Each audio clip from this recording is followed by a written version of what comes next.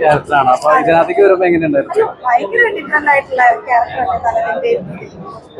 അതിലെന്ന് പറയുന്നത് വേറൊരു തന്നെ പോലീസ് ഓഫീസർ ആയിട്ടുള്ള അതും ഇതുമായിട്ടും നമുക്ക് ചിന്തിക്കാനേ പറ്റില്ല.